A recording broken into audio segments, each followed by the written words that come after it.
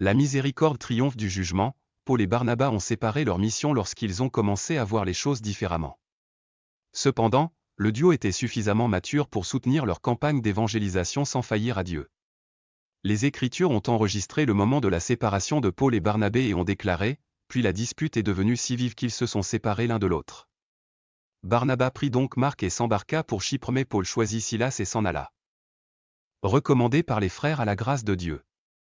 Et il traversa la Syrie et la Cilicie, fortifiant les églises, Actes 15, 39-41, Leçon, les frères chrétiens qui viennent de différentes confessions peuvent ne pas être d'accord sur tout ce qui est pratiqué dans le christianisme, cependant, nous pouvons toujours servir Dieu ensemble. Nous sommes appelés à servir Dieu ensemble, et nous devons le faire sans prêter une attention inutile à nos doctrines contradictoires. La communauté chrétienne ne doit pas permettre à nos opinions divergentes de nuire à l'évangile pour lequel Jésus est mort. Nous devrions apprendre de Paul et Barnabas, qui étaient des collaborateurs dans la vigne de Dieu mais qui avaient des opinions différentes sur certaines questions. Le duo s'est séparé, mais pas au détriment de l'évangile.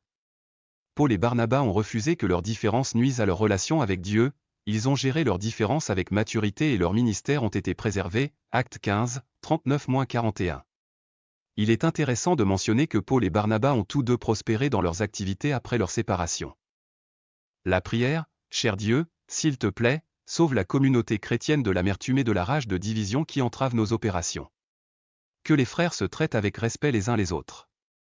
Permettez-nous de trouver un terrain d'entente qui nous offrirait une plateforme pour prêcher votre évangile sans préjugés. Aidez-nous à mettre de côté nos différences, et respectons les enseignements de la Bible. Laisse ton Esprit Saint nous donner des interprétations correctes de ta parole. Et laisse-nous les appliquer de manière adéquate dans nos vies. Aidez l'Église à être sensible et à lancer des croisades collectives qui maintiendront votre juste norme et conduiront les gens à recevoir votre salut. Laissez-nous être vos véritables ambassadeurs sur terre afin que nous puissions recevoir vos récompenses éternelles dans le ciel. Car c'est au nom de Jésus-Christ que je fais mes demandes. Amen.